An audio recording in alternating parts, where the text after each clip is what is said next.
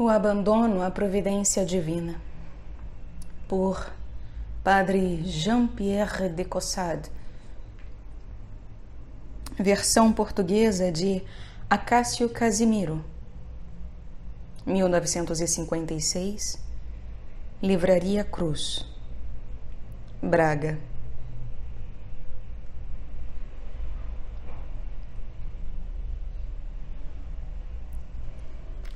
Livro 1. Natureza e excelência da virtude do abandono. Capítulo 1.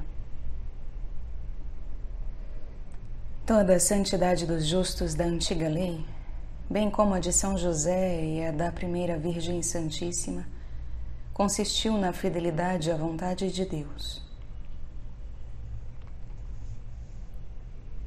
Deus fala, ainda hoje, como falava a nossos pais, quando não havia feito diretores nem métodos. A fidelidade à vontade de Deus era toda a espiritualidade.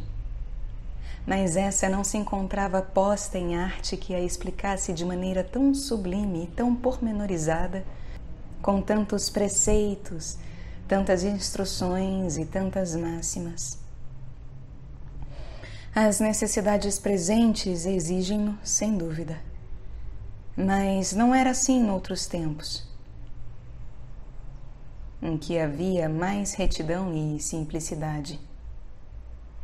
Sabia-se que em cada momento temos um dever a cumprir com fidelidade. E isso não bastava aos homens de então. Nele se ia concentrando sucessivamente a sua atenção, como o ponteiro do relógio que vai marcando as horas e em cada minuto aponta o espaço que deve percorrer. O seu espírito, movido sem cessar pelo impulso divino, encontrava-se insensivelmente voltado para o novo objeto que se lhes oferecia, segundo a disposição divina, em cada hora do dia. Tais eram os segredos do proceder de Maria, a mais simples das criaturas e a mais entregue a Deus. A resposta que deu ao anjo, quando se limitou a dizer-lhe: faça-se em mim, segundo a tua palavra, continha toda a teologia mística dos seus antepassados. Tudo ali se reduzia, como no presente, ao mais puro e ao mais singelo abandono da alma à vontade de Deus, qualquer que fosse a forma por que esta se apresentasse. Tão digna e tão nobre disposição, que constituía todo o fundo da alma de Maria, brilha admiravelmente nessa palavra tão simples: fiat mihi.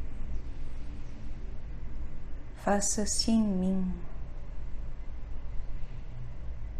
Notemos que ela está perfeitamente de acordo com a que nosso Senhor deseja que nós tenhamos, sem cessar, nos lábios e no coração: o fiat voluntas tua, que se faça a vossa vontade. É certo que aquilo que se exigia a Maria nesse momento de tamanha transcendência era gloriosíssimo para ela, mas não se deixaria deslumbrar por todo o brilho dessa glória se a vontade de Deus, o único objeto capaz de a impressionar, não tivesse detido o seu olhar. Essa divina vontade é a que a regia em tudo. Quer as suas ocupações fossem comuns ou elevadas, a seus olhos eram somente sombras, escuras umas vezes, outras vezes resplandecentes, nas quais encontrava matéria para glorificar a Deus e reconhecer as obras do Todo-Poderoso. O seu espírito, transportado de alegria, considerava tudo o que tinha de fazer ou de sofrer em cada momento como um dom daquele que sacia de bens os corações que só dele se alimentam, e não das espécies ou aparências criadas. Capítulo 2. Os deveres de cada momento são sombras, sob as quais se oculta a ação divina. A virtude do Altíssimo cobrir-te-á com a sua sombra, disse o anjo a Maria. Esta sombra, na qual se esconde a virtude de Deus para gerar Jesus Cristo nas almas, é o que cada momento traz em si de deveres, de gozos ou de cruz. Com efeito, estes são apenas sombras, à maneira daquelas a que damos este nome na ordem da natureza, e que se estendem sobre os objetos sensíveis como um véu que nos encobre. Assim, na ordem moral e sobrenatural, os deveres de cada momento, sob as suas obscuras aparências, encobrem a verdade da vontade divina, a única a merecer a nossa atenção. Assim as olhava Maria. E por isso, essas sombras deslizando sobre as suas faculdades, longe de a perturbarem, alimentavam a sua fé daquele que é sempre o mesmo.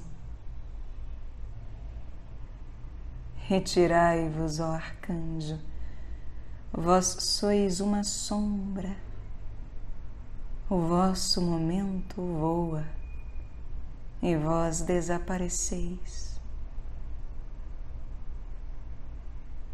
Maria ultrapassa-vos, vai avançando sempre, já vos encontrais longe dela. Mas o Espírito Santo, que dela se apoderou através dessa missão sensível, jamais a abandonará. Há poucos rasgos extraordinários na vida exterior da Virgem Santíssima. Pelo menos a Sagrada Escritura não nos faz notar. A vida de Maria apresenta-se-nos muito simples e comum. Quanto ao exterior, faz e sofre o que fazem e sofrem as pessoas da sua condição.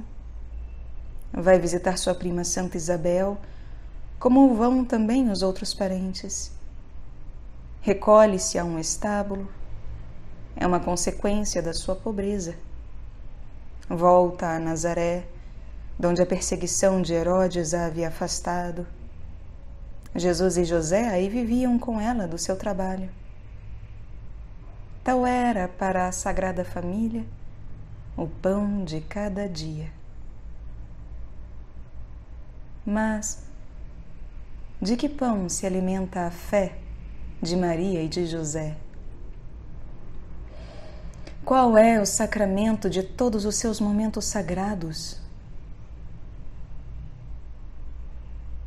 Que descobrem debaixo da aparência dos acontecimentos que vão enchendo esses momentos.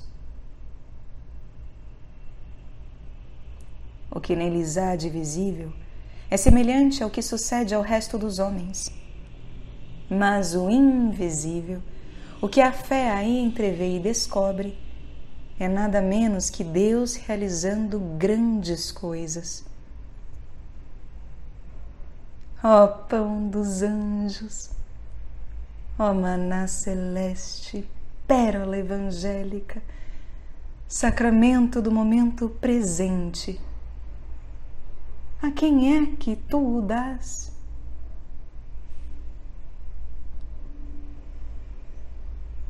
Exurientes replis bonis, enches de bens os que têm fome de Deus. E Deus revela-se aos pequenos e aos humildes, ainda nas coisas mais pequenas. Mas os grandes e soberbos que não consideram senão as aparências, esses não o descobrem nem mesmo nas grandes coisas. Capítulo 3. Como a santidade se tornaria mais fácil se fosse considerada deste ponto de vista? Se a obra da nossa santificação nos oferece dificuldades tão insuperáveis na aparência, é porque não temos dela uma ideia exata. De fato, a santidade reduz-se toda a uma só coisa: a fidelidade à vontade de Deus. Ora, esta fidelidade está ao alcance de todos, tanto na sua prática ativa como no seu exercício passivo. A prática ativa da fidelidade consiste no cumprimento das obrigações que nos são impostas, quer pelas leis gerais de Deus e da Igreja, quer pelo estado particular que abraçamos.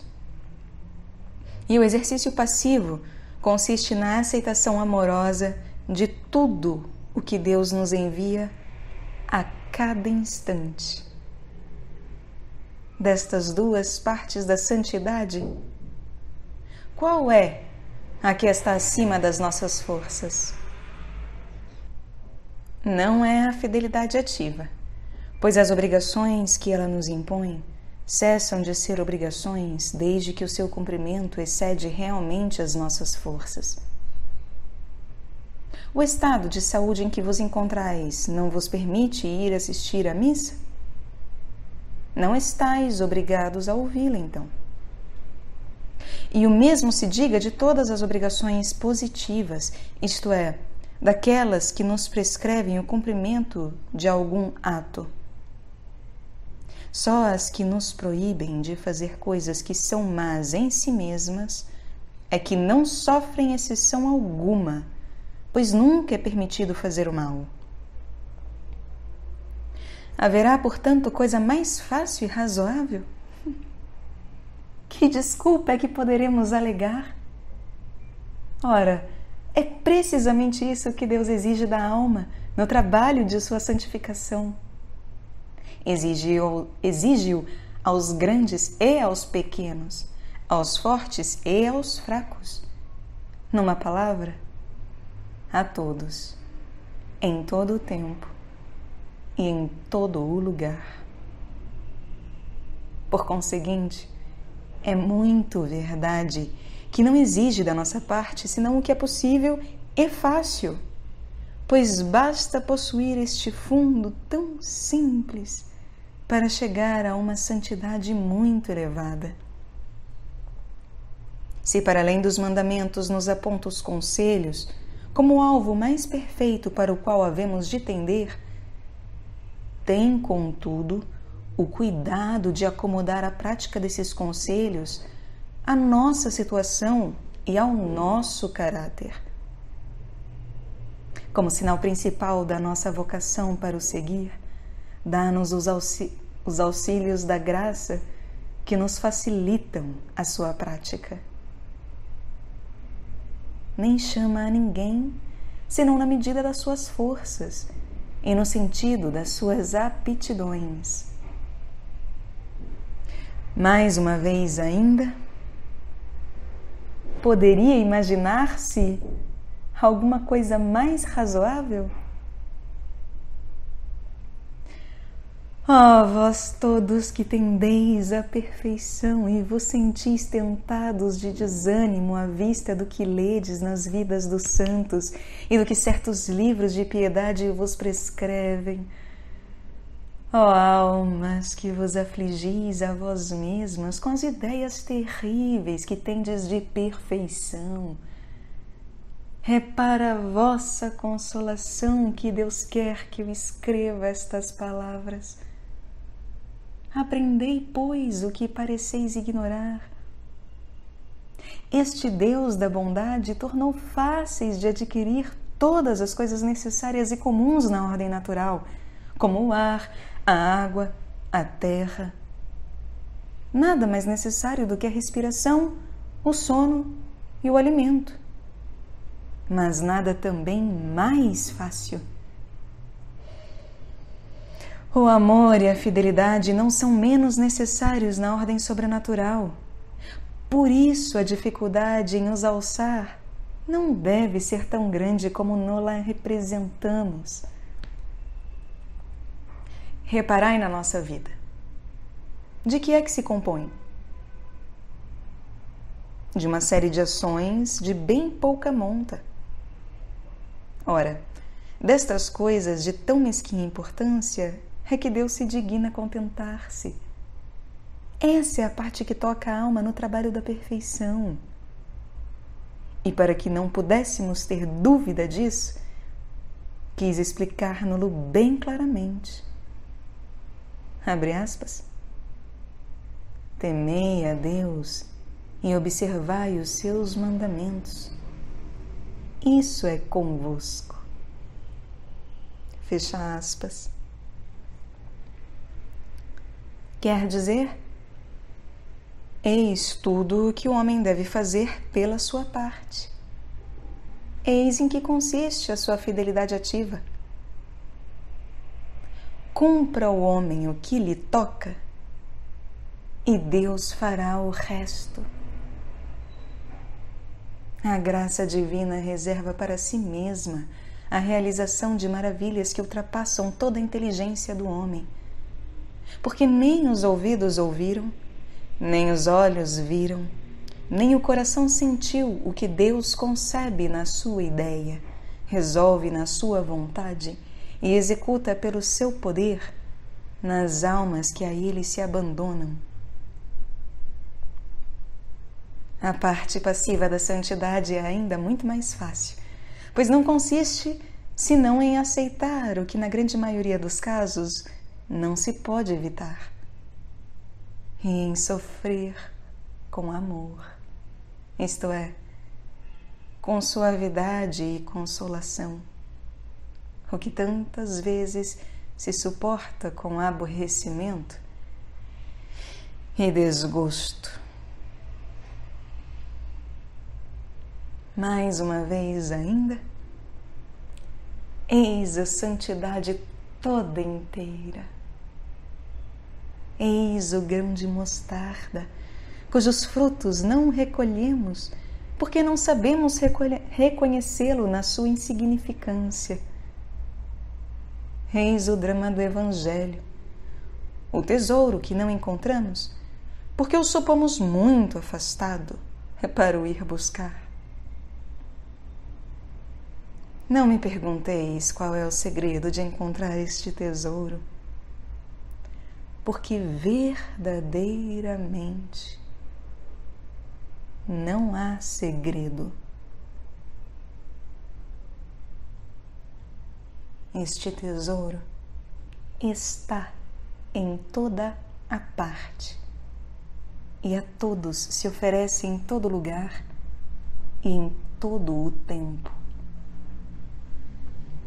As criaturas amigas e inimigas dão-no-lo a mãos cheias e fazem-no correr pelas faculdades do nosso corpo e alma até ao mais fundo do nosso coração. Basta abrir a boca e ficará repleta. A ação divina inunda o universo, penetra todas as criaturas. Sobre nada, acima de todas, está em toda parte onde elas estão. Adianta-se a elas, acompanha-as, segue-as. Não temos senão que deixar-nos levar pelas suas ondas. Prouvera a Deus que os reis e seus ministros, os príncipes da igreja e do mundo, os sacerdotes e os soldados, os patrões, numa palavra, todos os homens, conhecessem quanto é fácil atingir uma santidade eminente. Para eles não se trata senão de cumprir os simples deveres do cristianismo e do seu estado, e abraçar com submissão as cruzes que lhes estão inerentes, e submeter-se com fé e amor à vontade da providência em tudo o que se lhe apresenta para fazer ou sofrer, sem mesmo o buscarem. Esta espiritualidade foi a que santificou os profetas, muito antes de que houvesse tantas regras e tantos mestres. É a espiritualidade de todas as idades e de todos os estados, que certamente não podem ser santificados de maneira mais elevada, mais extraordinária e mais ao nosso alcance,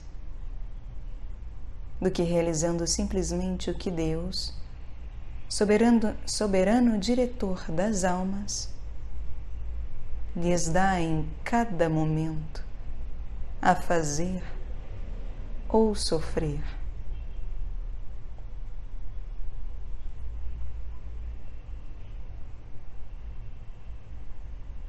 Capítulo 4.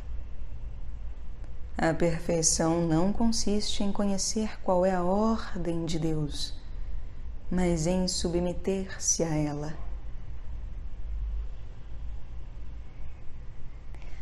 A ordem de Deus, o beneplácito de Deus, a vontade de Deus, a ação de Deus, a graça, tudo isto é uma e mesma coisa nesta vida. É Deus trabalhando para tornar a alma semelhante a si mesmo. A perfeição não é outra coisa senão a cooperação fiel da alma a um trabalho de Deus. A graça produz-se em nossas almas, cresce, aumenta e tem a sua consumação em segredo e sem que a alma se dê conta. A teologia está cheia de conceitos e expressões que explicam as maravilhas da graça em cada alma, em toda a sua extensão. Pode conhecer-se tudo o que esta especulação ensina. Falar dela admiravelmente, escrever, instruir, dirigir as almas. Porém, quem não tiver no espírito, senão esse conhecimento teórico, é para as almas que recebem o termo da ordem de Deus e da sua divina vontade, como se não soubesse toda a teoria com todas as suas partes e não pudesse falar dela. A ordem de Deus, a sua divina vontade, recebida com simplicidade por uma alma fiel, realiza nela esse efeito divino sem que ela o conheça. Como um remédio tomado com submissão opera a saúde num doente que não sabe nem tem que se preocupar de saber medicina. Assim como o fogo é que produz o calor e não a filosofia nem o conhecimento deste elemento e dos seus efeitos, assim também é a ordem de Deus.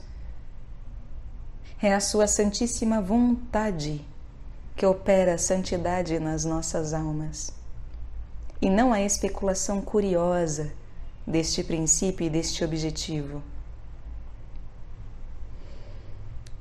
Quando temos sede, para nos dessedentarmos, o que devemos fazer é deixar os livros que explicam estas coisas e beber. A curiosidade de saber não é capaz de dessedentar. Assim, quando a alma tem sede de santidade, a curiosidade de saber não é capaz, senão, de a afastar. Deve-se deixar de lado a especulação e beber com simplicidade tudo que a ordem de Deus nos apresenta de ações e sofrimentos.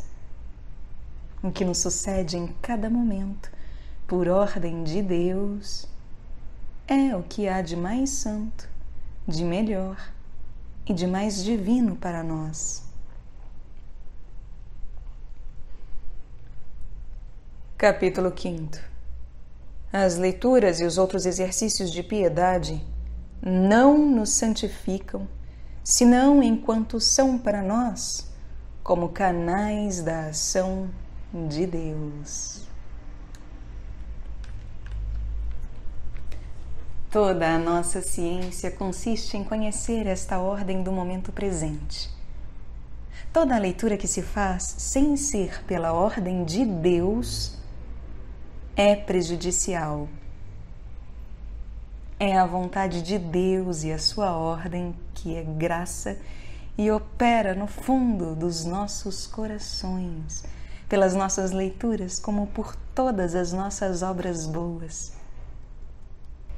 Sem ela, as leituras são apenas espécies ou aparências vãs, que, destituídas a nosso respeito da virtude vivificante da ordem de Deus, não servem senão para deixar vazio o coração, precisamente pela plenitude que causam ao espírito. Esta divina vontade penetrando na alma de uma rapariga ignorante, por meio de alguns sofrimentos ou de quaisquer outras ações vulgares, opera no mais íntimo do seu coração esse termo misterioso do ser sobrenatural, sem, contudo, encher o seu espírito de qualquer ideia capaz de a ensoberbecer. Ao passo que o homem orgulhoso, que estuda os livros espirituais levado somente da curiosidade, sem a vontade de Deus estar unida à sua leitura, não recebe senão a letra morta, sem o espírito que a vivifica, e vai se tornando cada vez mais árido e seco.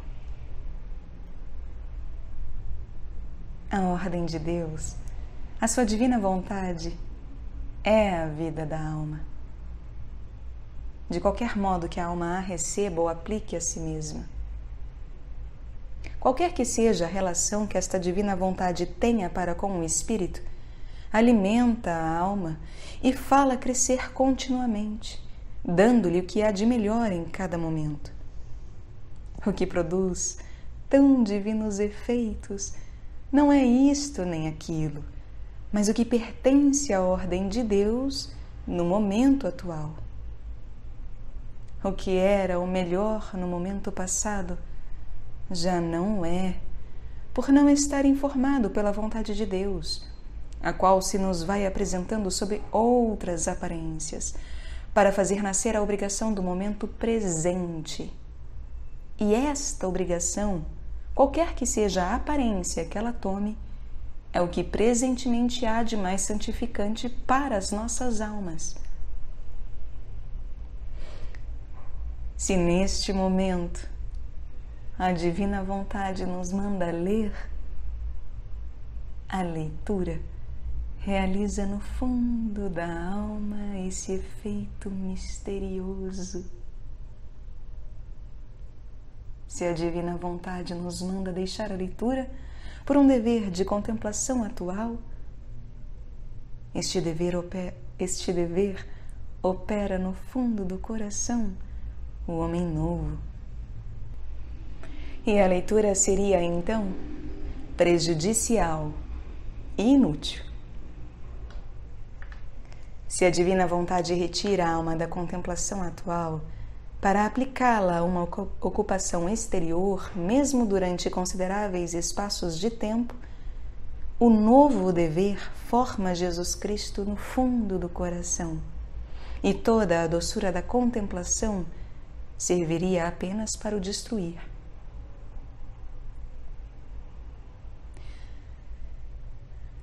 A ordem de Deus é a plenitude de todos os momentos. Vai revestindo 1000 aparências diferentes, as quais, tornando-se sucessivamente o nosso dever atual, formam, fazem crescer e consumam em nós o homem novo, até a plenitude que a divina sabedoria nos destinou. Este misterioso crescimento da idade de Jesus Cristo nos nossos corações é o termo produzido pela ordem de Deus. É o fruto da sua graça e da sua divina vontade. Esse fruto, como dissemos, produz-se, cresce e alimenta-se pela sucessão dos nossos deveres presentes que a própria vontade de Deus preenche. Cumprindo estes deveres, estamos sempre seguros de possuir a melhor parte. Porque esta vontade santa é precisamente a melhor parte. Não há senão que deixá-la agir e abandonar-se cegamente, com uma confiança perfeita, à sua ação.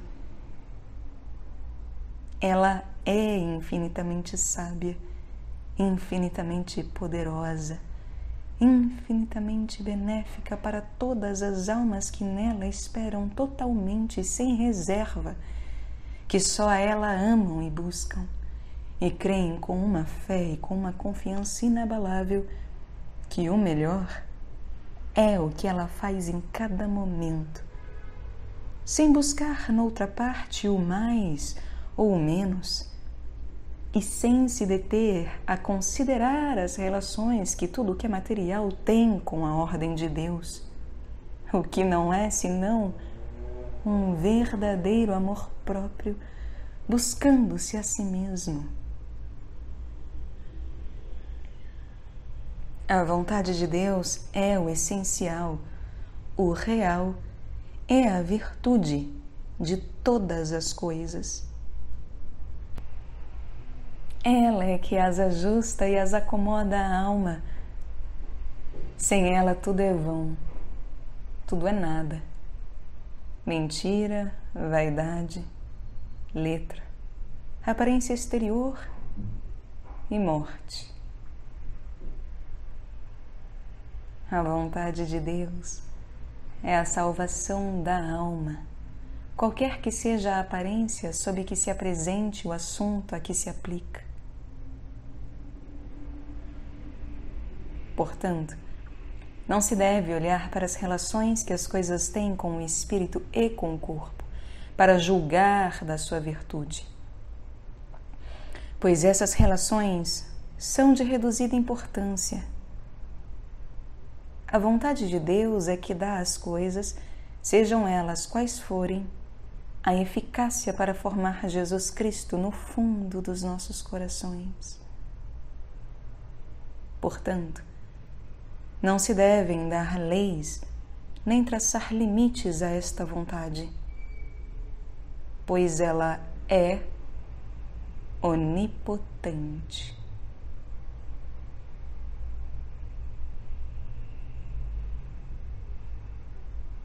Tenha o espírito as ideias que lhe aprouver.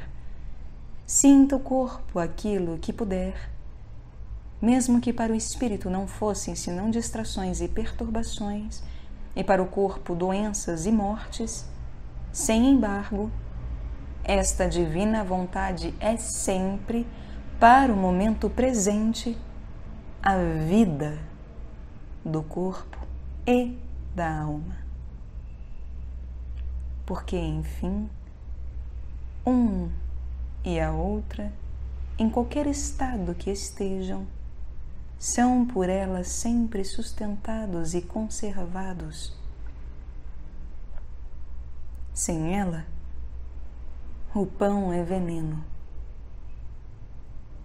e por ela, o veneno é remédio salutar.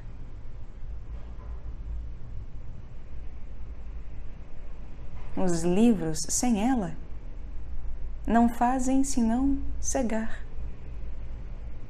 E por ela, a perturbação torna-se luz.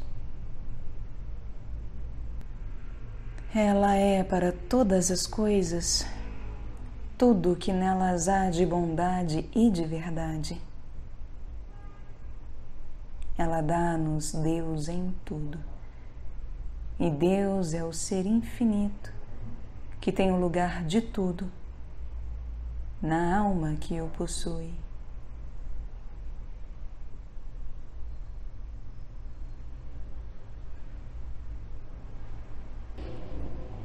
Capítulo 6. O espírito e os outros meios humanos não são úteis, senão enquanto servem de instrumento à ação divina. O espírito, com tudo o que dele depende, quer ocupar o primeiro lugar entre os meios divinos, mas é necessário relegá-lo para o último lugar, como um escravo perigoso. O coração simples, se o sabe utilizar, pode alcançar no seu uso grandes vantagens, mas também pode prejudicar muito se não está dominado. Quando a alma anela pelos meios criados, a ação divina diz ao coração que ela lhe basta. Quando em má hora ela quer renunciar, a ação divina diz-lhe que se trata de instrumentos que por si mesmos não se devem abraçar nem rejeitar, mas que se devem receber dela e amoldar com simplicidade a ordem de Deus, usando de tudo como se não se usasse, estando privado de tudo como se nada lhe faltasse. A ação divina, como plenitude que é sem limite, não pode apoderar-se de uma alma senão enquanto essa alma está vazia de toda a confiança na sua própria ação, porque essa confiança é uma plenitude encoberta que exclui a ação divina. O obstáculo mais próprio para a deter é o que a alma encontra em si mesma, porque os obstáculos exteriores, esses sabe ela, quando lhe apraz, transformá-los em meios. Tudo lhe é igualmente próprio e tudo lhe é igualmente inútil. Sem ela, tudo é nada. E o nada é tudo por ela. Meditação, contemplação, orações vocais, silêncio interior, atos das potências, sensíveis ou distintos ou menos percebidos, retiro ou ação, sejam em si mesmos o que se quiser. O melhor de tudo isso para a alma é o que Deus quer no momento presente. E tudo isso a alma deve olhar com uma perfeita indiferença, como não sendo absolutamente nada. Assim, não vendo senão a Deus em todas as coisas, deve tomá-las e deixá-las todas ao divino arbítrio, para não viver, nem se alimentar, nem esperar, senão na sua ordem, e não nas coisas que só por ele têm força e virtude. A cada momento e a respeito de todas as coisas, deve dizer como o apóstolo São Paulo: Senhor, que quereis que eu faça? E não isto nem aquilo, mas simplesmente tudo o que vós quiserdes. O espírito prefere isto, o corpo aquilo, mas eu, Senhor, não desejo senão a vossa santíssima vontade. Ação, contemplação, oração vocal ou mental, em atos ou em silêncio, em fé ou em luz, em distinção de espécies ou em graça geral, tudo isso, ó meu Deus, Nada é.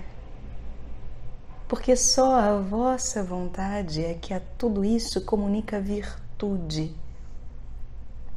Só ela é o ponto central da minha devoção, e não as outras coisas, por mais elevadas e sublimes que sejam, porque a perfeição do coração, e não a do espírito, é que é o termo da graça.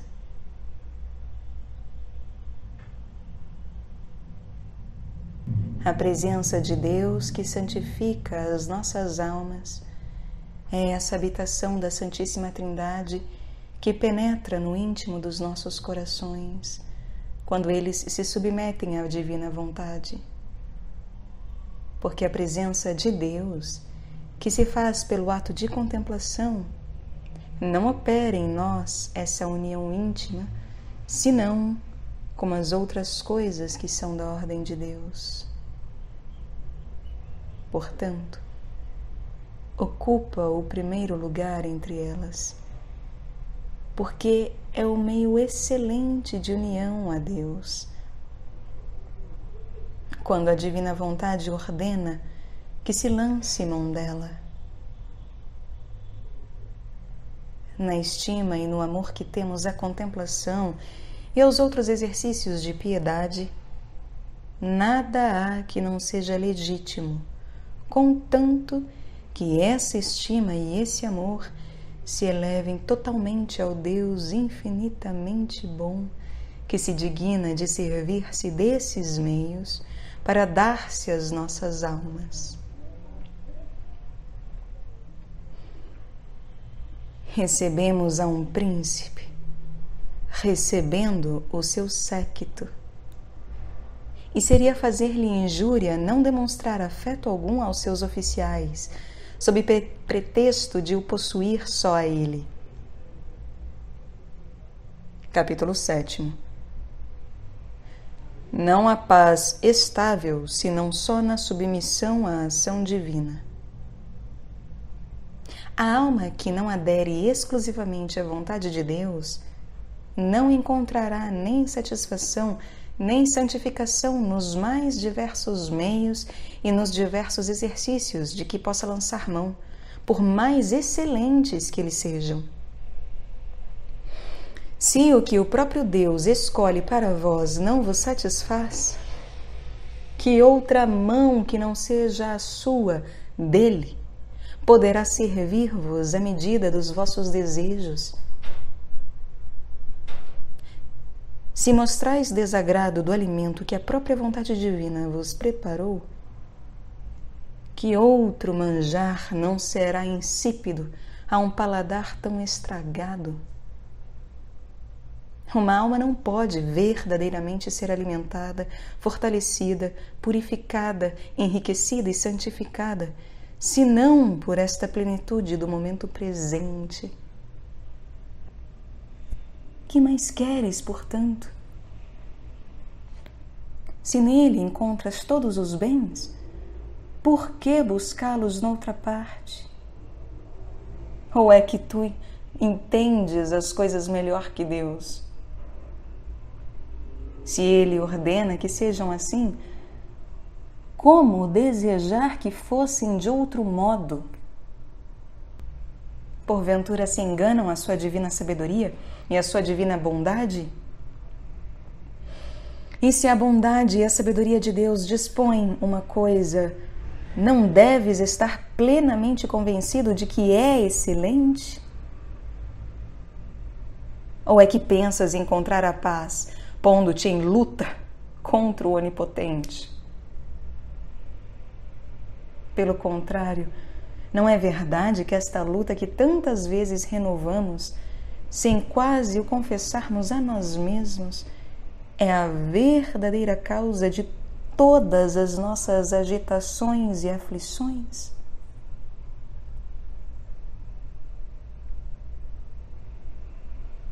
Com efeito, é justo que a alma que não se encontra satisfeita pela plenitude divina do momento presente seja castigada com a incapacidade de encontrar contentamento em qualquer outra coisa. Se os livros, os exemplos dos santos e os tratados espirituais privam da paz, se enchem, mas não saciam, é sinal de que nos desviamos do puro abandono à ação divina e a enchemos dessas coisas como se lhe pertencessem. A sua plenitude, nesse caso, fecha a entrada a Deus, e é preciso despojar-se dela como de um obstáculo à graça. Mas quando a ação divina ordena essas coisas, a alma recebe-as como o resto, isto é, como ordem de Deus. Deixa-as tais quais são, não tomando delas senão simplesmente o uso para se manter fiel. E desde que a hora dos pensamentos passou, abandona-os para se contentar com o momento seguinte. É que, de fato, nada há de bom para mim, a não ser a ação emanada da ordem de Deus. Nem posso encontrar, noutra parte, meio algum, por melhor que seja em si mesmo, mais apropriado para minha santificação e mais apto para me dar a paz.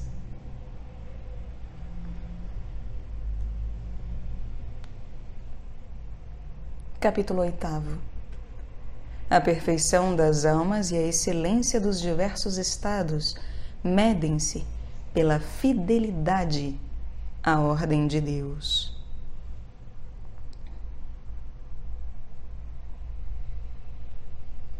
A ordem de Deus confere a todas as coisas, a respeito da alma que com ela se conforma, um valor sobrenatural e divino. Tudo que essa ordem prescreve, tudo que contém, todos os objetos aos quais ela se estende, tornam-se perfeição e santidade, porque a sua virtude não tem limites e diviniza todas as coisas em que toca. Mas, para não se desviar nem para a direita, nem para a esquerda, a alma precisa de não seguir inspiração alguma que julgue recebida de Deus, antes de ter certificado de que essa inspiração não se afasta dos deveres do seu estado. Estes deveres são a manifestação mais certa da ordem de Deus, e nada lhes deve ser anteposto. Nesse ponto, nada há a temer, nada a excluir, nem distinguir. Os momentos consagrados ao cumprimento dos próprios deveres são para a alma os mais preciosos e os mais salutares, por isso mesmo que lhe dão a segurança indubitável de que se conforma com o beneplácito de Deus. Toda a virtude do que se chama santo reside nesta ordem de Deus. E assim nada se deve rejeitar sem procurar conhecê-la, mas antes abraçar tudo o que venha da sua parte, e nada sem ela. Os livros, os conselhos dos sábios, as orações vocais, os afetos interiores, se a ordem de Deus os prescreve, tudo isso instrui, tudo dirige e une. Erra o quietismo ao desdenhar esses meios e tudo o que é sensível, porque há almas que Deus quer fazer seguir sempre por esse caminho, o qual os seus estados e as suas inclinações traçam claramente. Em vão se imaginam outras formas de abandono, das quais esteja excluída toda a atividade própria. Quando a ordem divina é que move a alma, está em ação a santidade. Além dos deveres impostos, a cada um pelo próprio estado, Deus pode ainda pedir certas ações que não estão contidas nesses deveres, conquanto não lhe sejam opostas. A inclinação e a inspiração são, nesse caso, o sinal da ordem divina. E o mais perfeito para as almas que Deus assim conduz é ajuntar as coisas prescritas às coisas inspiradas, mas com as preocupações que a inspiração exige para não lesar os deveres de Estado nem as coisas de pura providência. Deus forma os santos como bem lhe apraz. A sua ordem é que os faz a todos, e todos devem ser sujeitos a esta ordem. Esta sujeição é o verdadeiro abandono. É o que há de mais perfeito. O cumprimento dos deveres de Estado e a aceitação das disposições da providência é o patrimônio comum de todos os santos. Vivem escondidos na obscuridade para evitar os funestos escolhos do mundo. Mas não é isso que fazem consistir a própria santidade, a qual toda se resume na submissão à ordem de Deus. Quanto mais esta submissão se torna absoluta, tanto mais eles se santificam. Não se deve pensar que aqueles em quem Deus faz brilhar as virtudes por meio das ações singulares e extraordinárias, por inclinações e inspirações não suspeitas, vão por isso menos pelo caminho do abandono. Uma vez que a ordem de Deus lhes impõe como um dever estas obras esplendorosas, eles não se abandonariam a Deus e à sua santíssima vontade.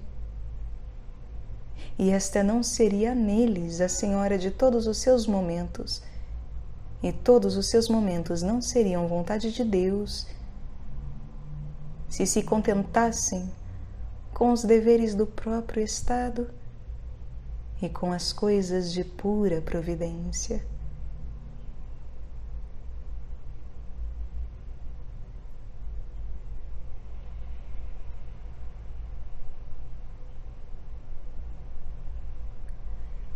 Tem de estender-se e medir-se pela extensão dos desígnios de Deus neste caminho que lhes é assinalado pela inclinação. A inspiração deve ser para eles um dever, ao qual eles têm de permanecer fiéis. E como há almas cujo dever é totalmente marcado por uma lei exterior, em que se devem encerrar porque a ordem de Deus as encerra nele, é necessário que as outras, além do dever exterior, sejam também fiéis a essa lei interior que o Espírito Santo lhes grava no coração. Mas quem são os mais santos? Querer sabê-lo é curiosidade vã. Cada um de nós deve seguir o caminho que lhe foi traçado. A perfeição consiste em submeter-se à ordem de Deus e em nada deixar escapar do que nela se encontra de mais perfeito.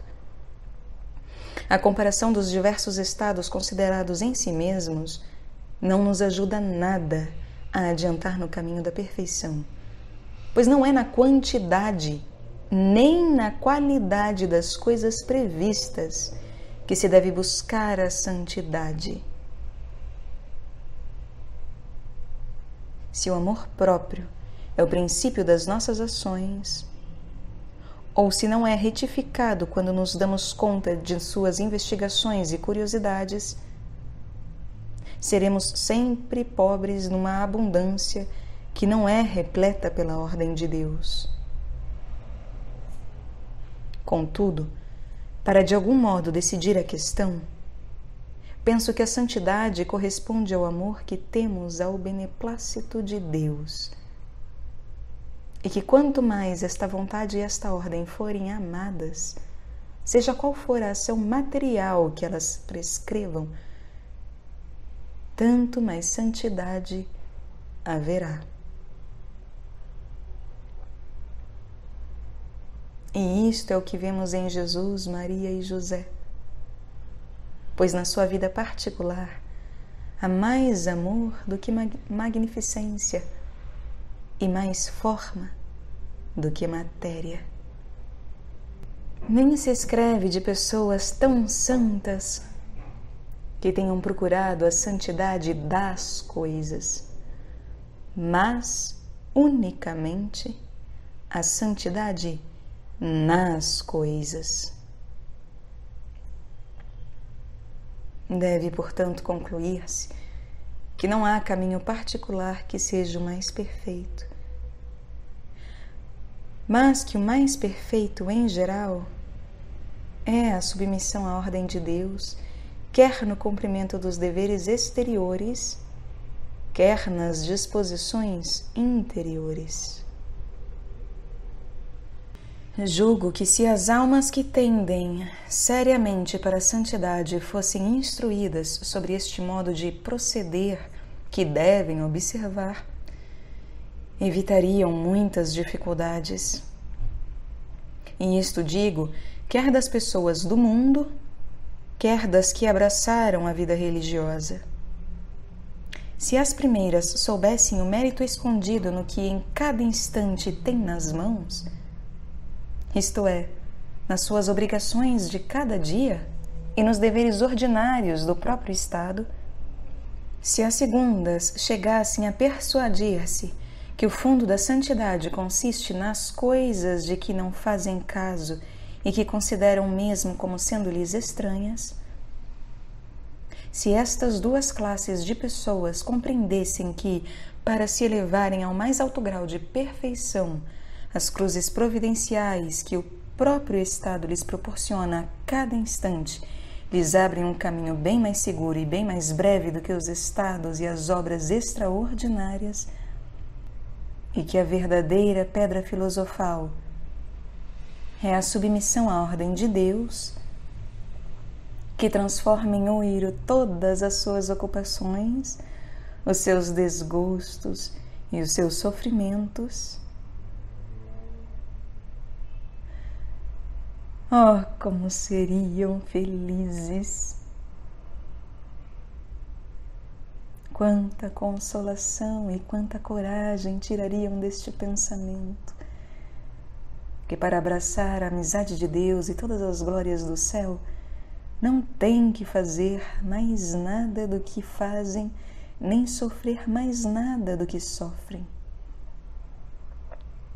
E o que deixam perder e têm em conta de nada, bastaria para conseguir uma santidade eminente.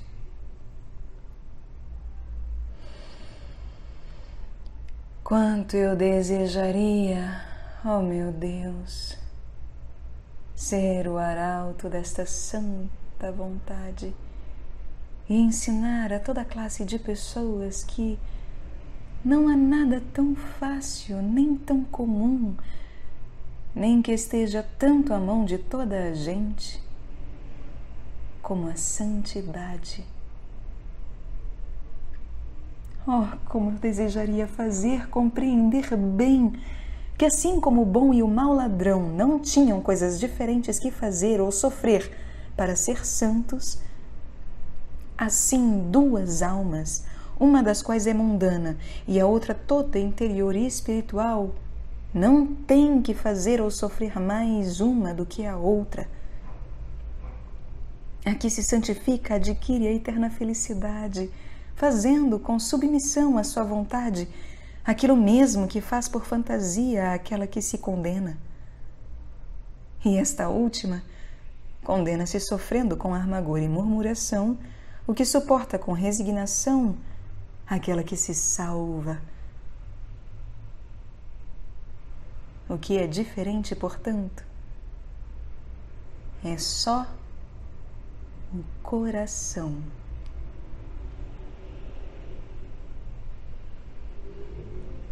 Oh, queridas almas que ledes estas palavras,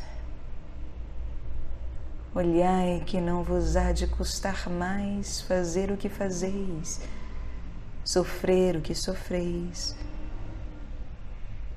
Só tendes que mudar o coração. E pelo coração entende-se a vontade. Essa mudança consiste, pois, em amar com a vontade aquilo que nos sucede por ordem de Deus. A santidade é simplesmente um fiat, um fazer ou um faça-se, uma disposição de vontade conforme a vontade de Deus. E haverá coisa mais fácil? De fato, quem não pode amar uma vontade tão amável e tão boa? Amemo-la, pois, e este amor bastará para tudo em nós se tornar divino.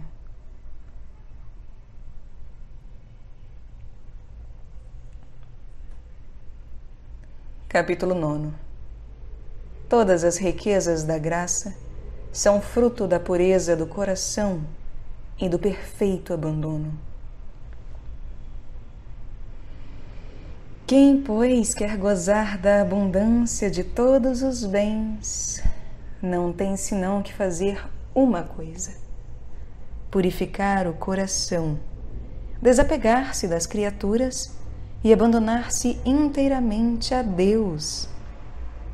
Nesta pureza e neste abandono encontrará todas as coisas.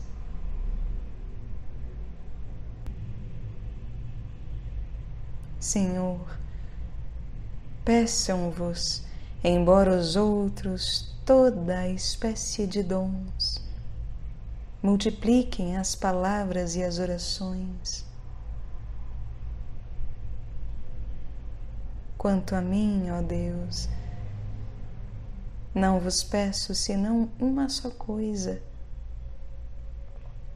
Não tenho senão esta petição a fazer-vos: dai-me um coração puro.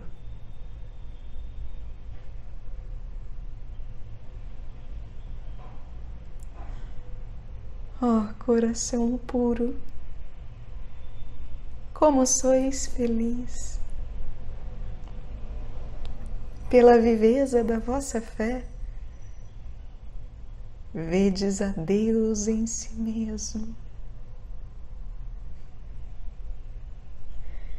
Vede-lo em todas as coisas e a todo momento, agindo dentro e fora de vós. Em tudo lhe estáis sujeito e em tudo se serve de vós. A maior parte das vezes não pensais nisso, mas pensa Ele por vós. O que por sua ordem vos acontece e deve acontecer-vos, basta que vós o desejeis, pois Ele conhece perfeitamente a disposição da vossa alma. Em vão procurais descobrir em vós este desejo e não o consegueis. Mas Ele veio muito bem.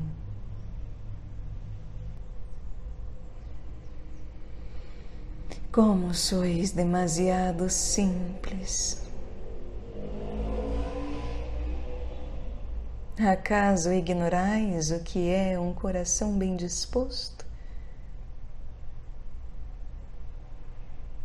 Não é outra coisa senão um coração onde Deus se encontra. vendo nesse coração as suas próprias inclinações, Deus sabe muito bem que permanecerá sempre inteiramente submetido às suas ordens. Sabe ao mesmo tempo que vós não conheceis aquilo que vos é útil, e por isso tomo cuidado de vô-lo dar. Que importa se vos contraria? Vós pensáveis ir para o Oriente, ele conduz-vos para o Ocidente.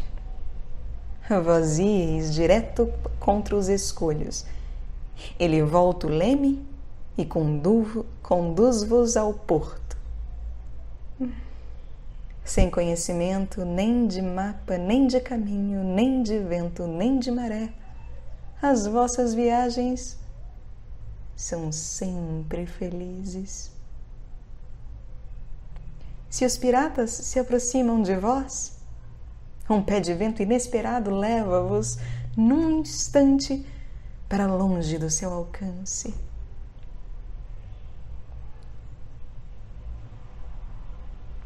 Ó boa vontade, ó coração puro, como Jesus soube marcar o lugar que vos é próprio ao colocar-vos entre os bem-aventurados. Que maior felicidade do que possuir a Deus e ser dele reciprocamente possuído. Estado delicioso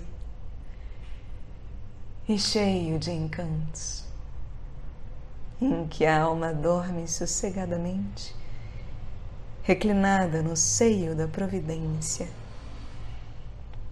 brincando, por assim dizer, inocentemente com a divina sabedoria, sem preocupações a respeito da sua carreira, a qual não sofre interrupção de nenhum gênero, e por entre cachopos e piratas, e no meio de contínuas tempestades, vai decorrendo sempre com a maior felicidade do mundo. Ó coração puro,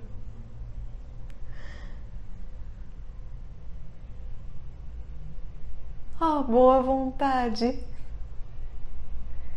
vós sois o único fundamento de todos os estados espirituais.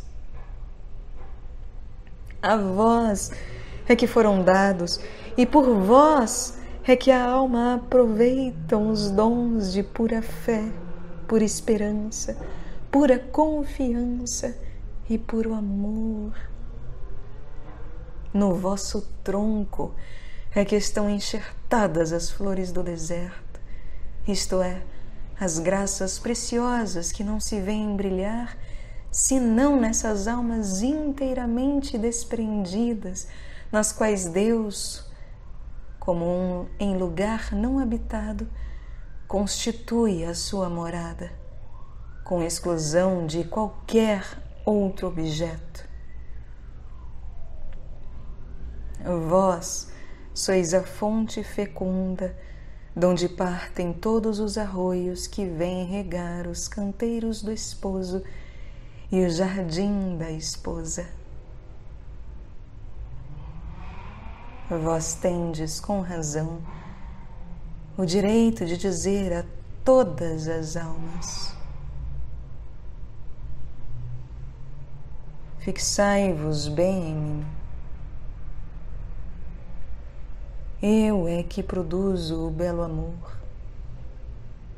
Esse amor que sabe discernir o que há de melhor para aí se fixar. Eu é que faço nascer esse temor suave e eficaz, que produz o horror ao mal e o faz evitar sem perturbação. Eu é que faço brotar esses conhecimentos belos e puros, que nos descobrem as grandezas de Deus e o valor da virtude que o honra. Enfim, é de mim que se elevam os ardentes desejos, animados sem cessar por uma esperança a todas as luzes santas, que leva à prática constante do bem, esperando firmemente a posse desse divino objeto que um dia há de fazer, como agora, mas muito mais deliciosamente, a felicidade das fiéis almas.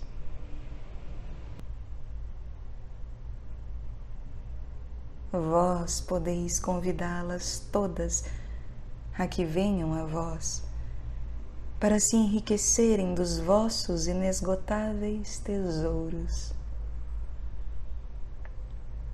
A vós remontam todos os estados e todos os caminhos do Espírito. De vós aurem o que tem de belo, de atraente, de encantador. Das vossas profundezas o tiram.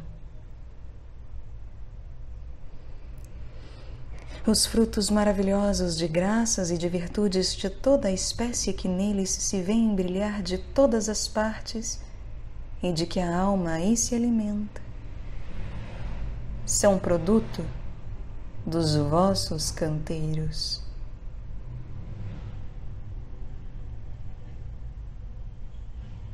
Eia, pois, queridas almas, corramos, voemos a este mar de amor que chama por nós.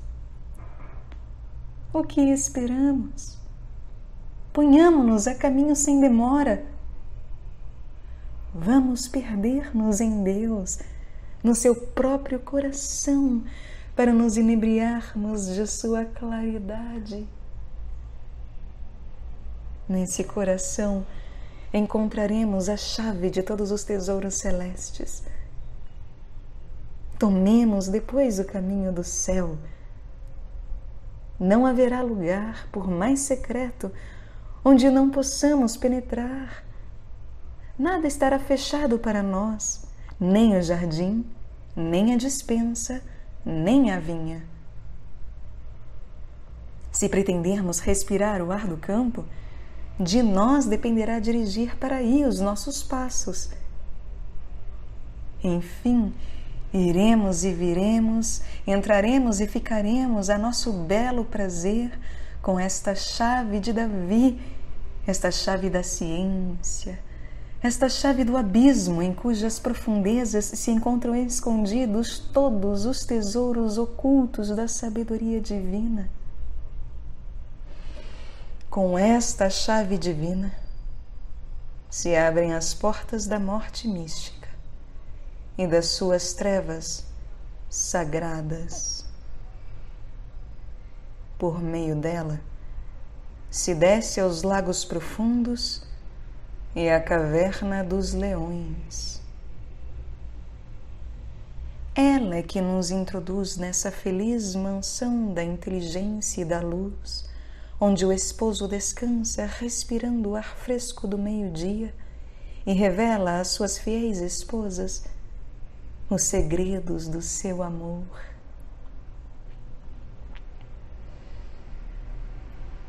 Oh, divinos segredos que não são permitidos revelar e que lábios mortais não são capazes de exprimir.